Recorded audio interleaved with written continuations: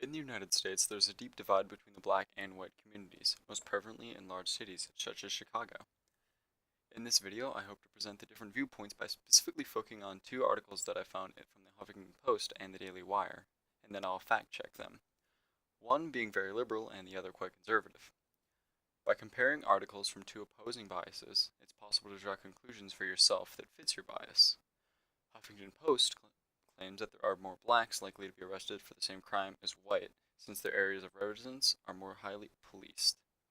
Daily Wire makes a bold claim that states that data, in quotes, shows 93% of black homicide victims are killed by other blacks. However, when analyzing official FBI statistics, it is found that blacks are convicted for only 38% of the murders in the US, whereas whites are convicted of 32%. These official numbers do not hold up with the claims of the Daily Wire.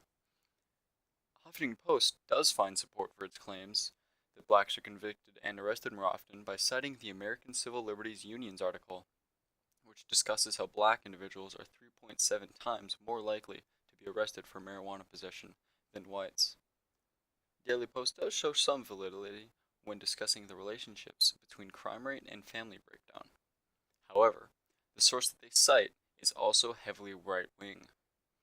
So you can tell that it's very hard to find an unbiased article because it is so simple to find information that supports one's bias regardless of the situation or true facts. I'll be asking a friend about their personal views, seeing as they are a white individual who grew up in a very urban Southwest Florida, surrounded by many of the issues that we're talking about. I have some quick questions about race relations, and Okay. just want to get your honest opinion. Just try to be a little PC. Okay. So I want to know, what is your opinion on the influence of hip hop music and kind of cross cultural? Do you think certain cultures are being presented in the black community as a negative thing? Do you think certain music styles, certain gang affiliations are causing violence in the African American communities? I feel like hip hop music influences a certain group of people, mainly the African American, because most hip hop artists are African American, which I feel like they have their own little inner clique as an entire race, and because of that, um, they're usually more influenced by hip hop music and what it's saying and the songs and whatnot. Do you think without some of these influences, perhaps, gang violence wouldn't be as bad as it is in certainly rural areas such as Chicago? Definitely. Definitely. Hmm. Another question, do you feel like African Americans are disadvantaged in any way? Do you think there's any sort of white privilege today? I think statistically speaking, more white people have more money, if that makes sense, than black people do. But I don't think it's because they're at a disadvantage. Do you think perhaps their parents who had that disadvantage might have been setting them up for failure? In a way, but at the end of the day, I think everybody makes their own choice whether they want to be successful or not. So you believe that everyone still has an equal opportunity despite some not having the same start? Yeah, Okay. Thank you for sharing. you're welcome. After that brief interview, let's look at some actual statistics now. These graphs come from a website called infogr.am, Infogram. This graph that we are looking at right now shows the actual percentage in America of whites to blacks, 70% and around 30%. Now, all these graphs on the bottom, all these numbers, represent the amount of crimes committed by these each populations. So when you first look at this graph, you can clearly tell, wow, whites commit significantly more crime, relatively speaking. However, this is not truly the case, as we'll observe in our next graph.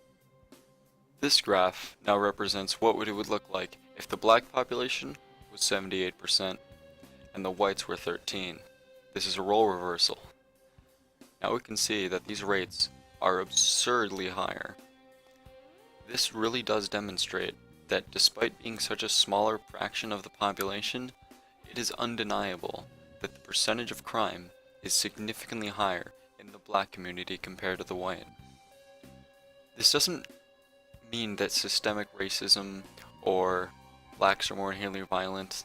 It is simply a number that can help us give inference into some of the problems that the African community faces. Some of these problems that we can infer from this, such as burglary, robbery, and weapons, can be associated to the places that many of these people live.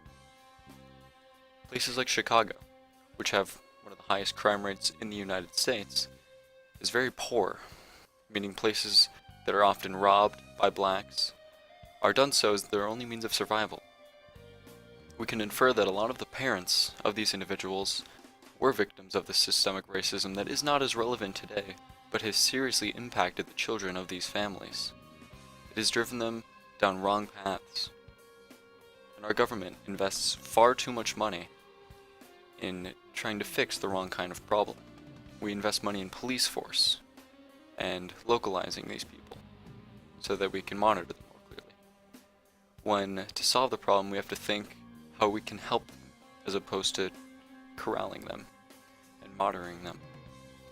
By doing something like giving money to schools, giving money to community programs, you can give young blacks who don't usually have many other options than dropping out and getting a minimum wage job or joining a gang.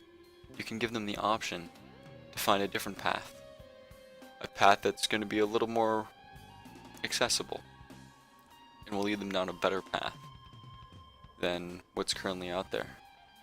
Gang violence is probably at an all-time high in America, and it's because the past has so negatively impacted these people that they don't have many options left.